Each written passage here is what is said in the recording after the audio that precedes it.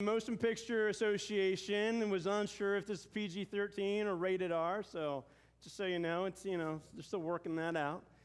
But we are talking about sex today, about lust, about desire, about passion, all those words. Some of you find them to be exciting and exhilarating, and some of you are not sure if I just said some really dirty stuff there. So be prepared, because the Bible is far worse than me. Song of Songs, chapter 5 and chapter 7. The first one is from a woman talking about her lover, a man, and the second one is from the man towards the woman. My dear lover glows with health, red-blooded and radiant. He's one in a million. There's no one quite like him, my golden one, pure and untarnished, with raven black curls tumbling across his shoulders. His eyes are like doves, soft and bright, but deep set, brimming with meaning, like wells of water. Nice, wonderful, romantic. His face is rugged. His beard smells like sage, his voice, his words, warm and reassuring. Fine muscles ripple beneath his skin, quiet and beautiful. You imagining? Got it? Okay. His torso is the work of a sculptor, hard and smooth as ivory. He stands tall like a cedar, strong and deep-rooted, a rugged mountain of a man, aromatic with wood and stone. His words are kisses, his kisses words. Everything about him delights me, thrills me through and through. That's my lover. That's my man, dear Jerusalem sisters. And then from him, shapely and graceful your sandaled feet, and queenly your movement. Your limbs are lithe and elegant, the work of a master artist. Your body is a chalice, wine-filled. Your skin is silken and tawny, like a field of wheat touched by the breeze. Your breasts are like fawns, twins of a gazelle. Your neck is carved ivory, curved and slender. Your eyes are wells of light, deep with mystery, quintessentially feminine. Your profile turns all heads, commanding attention. The feelings I get when I see the high mountain ranges, stirrings of desire, longings for the heights, they remind me of you. And I'm spoiled for anyone else. Your beauty within and without is absolute, dear lover, close companion. You are tall and supple like the palm tree, and your full breasts are like sweet clusters of dates. I say, I'm going to climb that palm tree. I'm going to caress its fruit. Oh, yes. Your breasts will be clusters of sweet fruit to me. Your breath clean and cool like fresh mint. Your tongue and lips like the best wine. And there our text ends. There our text ends. Let us consider how we'll apply these words to our lives this morning. Man, if sending a sexually infused text is sexting, the Bible beat us to it a long, long time ago. My sermon title this morning is called Burnt by Desire. Our society is interesting in that we are obsessed with sexuality. We both overindulge in it in one hand and also are fully repressed and suppressed on the other hand. And it's a very interesting mix, because when we use words like desire and passion and ecstasy and erotic and orgasmic, we think we're being dirty. We think somehow we have changed from a godly, holy, sacred thing to, carnal, fleshly, sinful, dirty, nasty. And my hope is that by the end of the sermon that you will realize that desire and sexuality and passion are God infused inside of us. They are holy and sacred, amazing things. They are not dirty. They can become dirty. They can become things that are illicit. But desire in and of itself and sexuality are beautiful, God-given things to us. Because on one hand, sexuality is about intimacy. It's about closeness. It's about revealing myself and becoming vulnerable with another human being. It's about sharing, being known, and knowing someone else. But it's also raw and passionate, aching, hunger, longing, seeking transcendence, seeking the heights, seeking ecstasy, eroticism, sexuality. Desire has both components. It is both intimate and close and personal, but it's also far on the heights, mysterious, dangerous, something beyond us. And that's why we are fascinated with it as a culture. That's why it burns inside of our souls as well. See, sexuality and desire has three components to it. First is the biological factor. Our bodies crave sex. Our bodies want release. Our bodies need it. It is both instinctual, it's built into our DNA, and it's something that we know our body needs and wants. It's also psychological. It is something that we long for deep within inside of our souls, inside of ourselves, to be able to have that feeling, to be enraptured, to feel like someone is with me, that not only my body is wrapped around another person, but my very self, the inside of me. It's also spiritual. Spiritual in that throughout the Old Testament and the Hebrew Scriptures, God describes the relationship that God has with the people of Israel, with the people of God, in very sensual, erotic ways. God's own understanding of how God relates to us is steeped in this kind of language. And throughout the ages and across faiths and religions, people often, especially when stages 5 and 6 of their faith, will describe their own relationship with God in the most sensual terms, the most sensual language. They will experience it in the same way you and I will have sexual relations with a partner. Their experience of the spiritual is beyond. It's transcendent. It's orgasmic. And so sex for us, desire, encounters us on all three levels, physically and biologically, in our psyche, and deep within our souls and our spirit. It is something that is meant to open us up. When we experience desire, we become known. We know ourselves better. We know someone else in a way that is not possible in any other setting.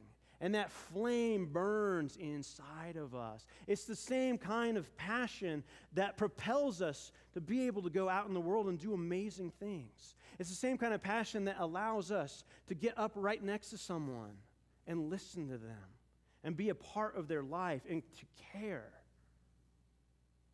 Our sexual selves allow us to become something more than what we were before, something more than what we are repressed, something more than what we are when we're not sure about our sexuality, when we're not sure about our feelings, when we're not sure about our passions and desires. When we're unsure about it, we prevent ourselves from stepping out and opening ourselves up to someone else, to ourselves, and to God. But then there's that big word, right? Lust. See, in our culture, we think lust and desire are synonymous. We tend to think that they're the exact same thing. And the fact is, they're not. Desire is beautiful and wonderful, and God infused inside of me, and lust takes all of that and twists it. Lust takes desire and passion and ecstasy and intimacy and lifts them all up as a thing unto themselves. It says, I want that feeling. I have to have that feeling. It's not about the person. It's not about me. It's not about us. It's about that feeling and that release. Lust goes after it, is overindulged in it, is illicit, uses sexuality in ways that were not meant to be used. And we'll get into some of that in a little bit, what that means. Lust becomes a drug and uses sexuality and desire as a drug, and the person lusting is looking for their next fix. They're looking for their next hit of the sexual drug. They're looking for that experience. And what it ends up doing is it uses and abuses another person rather than a partner. That is a thing, and I'm going to get mine. And that is what is important in lust. Lust goes after things so much with such attention and focus that anything else that gets in its way, it will knock over and hurt and use and abuse. And it ultimately doesn't just do that to the other individual, it does it to ourselves. It uses my body and my mind and my soul while trying to use someone else as well. Because it creates, rather than a person, it's an object. You become an object for lust. Rather than a human being full and embodied with the image of God. Rather than you as a human being full of longing and full of the need for intimacy, full of the need to reach heights unknown. You just become a thing to be used.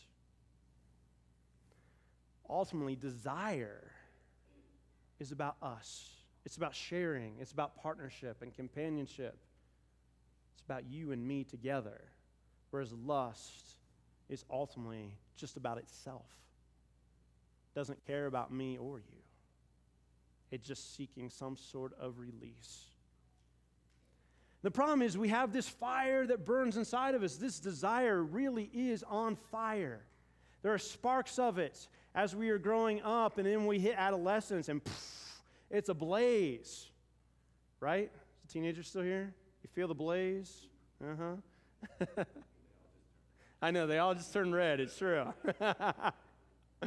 They feel a blaze inside of themselves as the fires of desire begin to take on, because biologically they flame up, and then that affects the psyche, and ultimately it can, if done rightly, affect the soul in amazing, beautiful, wonderful ways. But when lust is involved, either on my part or my partner's part, then it burns. It hurts. It scorches. It leaves ashes in its place, because ultimately I don't become a partner. I'm either the object or the one taking the object. And it just leaves a path of destruction in its wake. Most of us, I would say, have experienced that on some level. Most of us have been burnt by sexuality, by intimacy, by ecstasy in some way, because somehow someone took advantage of me or of you. Whether it was a person or our culture or our religion or whatever it might be, something planted something deep down inside that either said sex is bad or that you're not worth anything. And that begins to fester and to take hold. And it uses and abuses us in so many ways. Ultimately, lust will go to any bounds to get what it wants. I love this picture because it is a perfect example of what we tend to think of as lust in our society. A man lies because he says, I love you. And the woman gives herself over to him. And really, he's just using her. And the same goes both ways, and lust goes far deeper than this. But it's the thing that we all have heard, seen, experienced. This is lust, and this is what it does to people. So, people go, well, tell me what the Bible says. Help me be good in the desire and the holiness and the sacredness of my sexuality, but protect me from the lust. And maybe you, preacher, can help me from the Bible figure that out. Well, if you've been listening at all over the past year, we've been letting you know that the Bible is full of a lot of different information, often even contradictory messages about things. And when it comes to sexuality, the Bible's words about this couldn't be more confusing, and literally most of you, once we walk away from the next slide, will just feel like, wow, that was unhelpful. So I'm going to go there. Generally and traditionally, people think the Bible says that sex is supposed to happen between a man and a woman who are married. And they're supposed to live happily ever after and be together and have some children, and their children will have children, and it's all this lovely thing that God created. Well, it's not that simple. The Bible goes, and I know you can't read all this, so I'll explain most of it. So in Genesis chapter 2, Adam and Eve, man and woman, nuclear family, just like we think, that kind of idealistic traditional picture that has generally existed. A few chapters later in Genesis, there's a new rule. If your brother's wife dies, you have to take her to be your wife. Even if you already have a wife, you have to take her to be your wife. So now you'll have two wives. Even if you don't like her, she still becomes your wife. Okay? He's dead, she becomes your wife. So you really hope, if you don't like your sister-in-law, that your brother doesn't die. Okay? Whew. Next, a little later, we get into Abraham. Now, some of you know the story of Abraham and Sarah, and it seems all lovely and wonderful. Well, there was a slave that Abraham had named Hagar. Okay? Hagar was Abraham's concubine, one of many of Abraham's concubines. And so Abraham had Sarah and Hagar and many other concubines which he had sexual relations with. In Deuteronomy, there's actually a law that says if a virgin is raped, she must be then married to the man who raped her. And that man, his only consequence is he has to pay her father some sort of fine, some sort of fee for her. Because, I forgot to tell you, women are property in the Hebrew Bible in the Old Testament. They're just property to be exchanged. They're not actually considered to be persons of worth and of equality. So, if you rape someone, a father's daughter who is his property, then I have to pay you for her. And then she becomes mine. Just like that. On that note, we also talk a lot about premarital sex in the Bible. Well, in the Old Testament, if you slept with someone before they were married, the only thing you had to do to rectify the whole situation is you had to pay her father a goat. Now, see, I went to a Christian college where, we weren't supposed to indulge in that kind of thing. And so we would always joke about this, and we thought we should create T-shirts that the guys can wear around that says, "I owe her dad a goat." And then it would be all biblical and wonderful and nice, and we'd all be fine. No one in trouble. No one breaking the rules. I don't think that would have worked out so well, though. More in Genesis. There's not only the man and the woman, but the woman's property, the woman's slaves. So the property owns property in the Old Testament. And so the man would have sexual relations with his wife and any slaves that the wife might own as well. And this wasn't just described in Scripture. It's not just the Bible saying this happened. The Bible had laws regulating this kind of stuff. The next one over with the robot-looking dude here. And this is really a soldier. In the law in the Old Testament, when the armies of Israel would go and conquer a city, they had the right to take the women to themselves as property, as sexual property. Next, down below, we get into the whole full-on. So Song of Songs is a song written traditionally about Solomon, a king of Israel. Solomon traditionally had 700 wives and 300 concubines. Now, some of you are going, now that sounds fun. I see on some of your faces, okay? Well, it's in the Bible. I don't know about that. But that quickly becomes a thing across the entire Middle Eastern world of the ancient world. And then finally, a man who owned slaves could have a male slave and a female slave have sexual relations with one another. He could force them together. And so this is the complicated, contradictory world of the Bible and its morals and laws and ethics around sexuality. Okay, go. You can go. You can try to put that into implementation right there. See, the problem is that the Bible's own ideas of marriage are rooted in various cultures throughout the ages.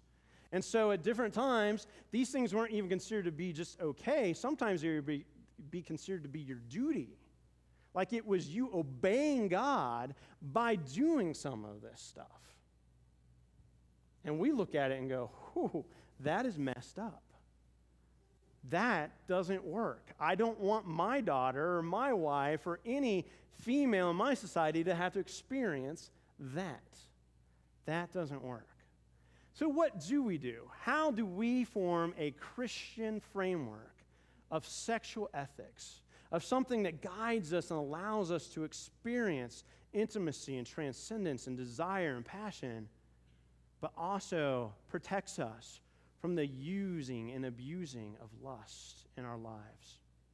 This book here, Love Does No Harm, is by Marie Fortune. It's been out for many years now.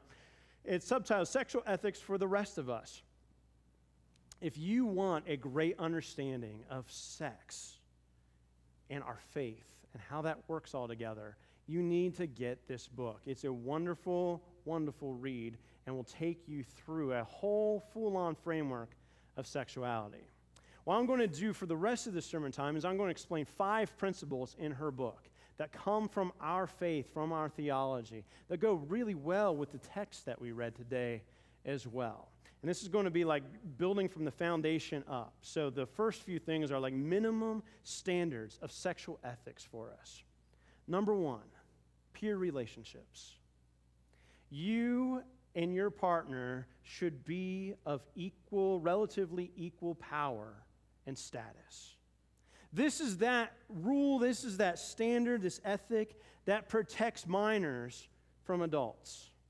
This is the same ethic that protects, say, an elderly person from me coming into their home and thinking that I can use them or abuse them. This is what helps our teachers to help our teachers know that their students are off limits.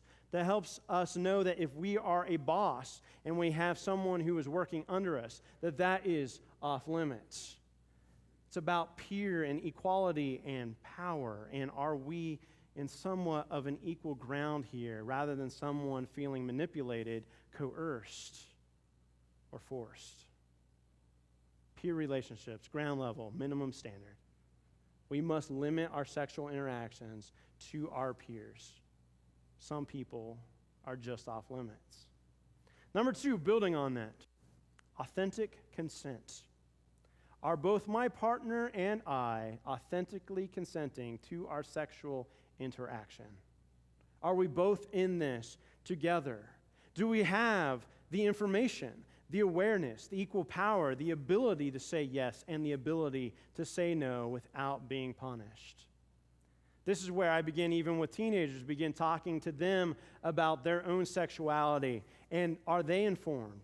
Are they aware? Do they know the consequences? Do they know what they're getting themselves into? And often many do not. Number 3, faithfulness. Am I faithful to my promises and commitments? Am I in a relationship with someone that I'm able to honor a promise, to give a promise, to be able to commit to them in some way? Intimacy, transcendence, sexuality, passion, all those things require faithfulness to one another, that I can trust you and you can trust me, that we're in this together. It requires honesty and vulnerability, opening up to one another, physically, psychologically, spiritually. Number 4, stewardship of sexuality. We usually think of stewardship in the terms of like money and finances, but stewardship is any sort of managing and caretaking. Do I take responsibility for myself and my partner? Do I see my partner as just important as me and making sure that he or she is safe, he or she is secure, he or she is being taken care of? Will I take responsibility for any consequences that come out of the relationship. And it presupposes a relationship. It presupposes two people partnering together over a period of time, sharing some sort of history that trust can be rooted in. And 5, a sharing of pleasure. Am I committed to sharing intimacy and transcendence? Am I committed to sharing closeness and vulnerability as well as ecstasy and eroticism? Am I willing and committed to doing both for myself and for my partner? My concern has to be for both of us. My needs, his or her needs. My wants, his or her wants. I return back to just a couple phrases from the scripture we read this morning.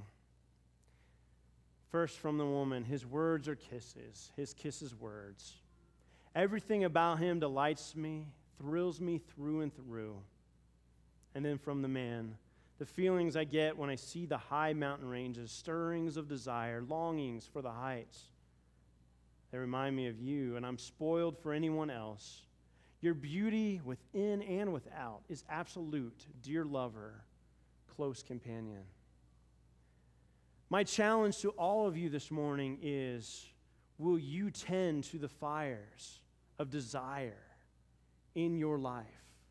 Will you tend to those flames that God has infused inside of you? Will you allow desire and passion to inflame and allow you to take you to new heights, take you to new depths of intimacy, take you to new levels of ecstasy, take you to new places for your whole self and your whole life, open you up to yourself in ways that you did not know existed, open you up to someone else in a way that you never know someone else could be known, open you up to God in a way that you did not know God could be known, that God could be experienced. Desire inside of our souls, infused there by God, God-given, allows us to experience so much that God has created us to be. But it is the lust that comes in and destroys. It is the lust that comes in and molests. It is the lust that comes in and objectifies. But the desire sees a person in me, a person in you. It's desire that allows us to share and be people together.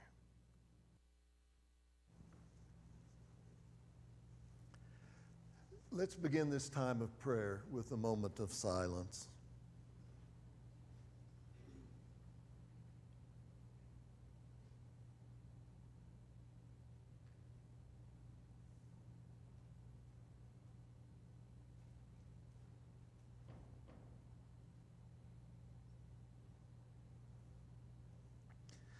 Dear God, our eternal companion,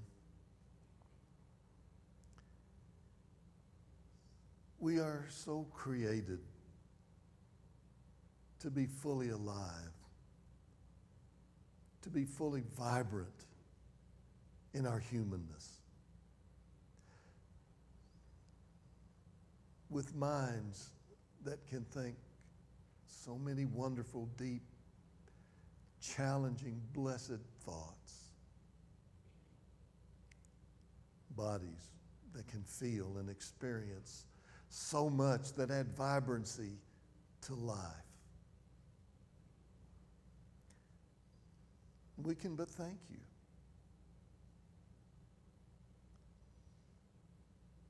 And in our thanks, we do not become naive. It can go awry.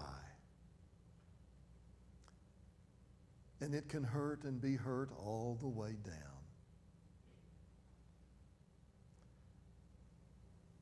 That does not become a reason to end the search for becoming fully alive, fully involved in life, fully accepting all of the thoughts and feelings that come into us, that make us human, that give us life and vibrancy. We need our desires and we need them to bless us. And to give us a time someday maybe to look back and say, I really lived.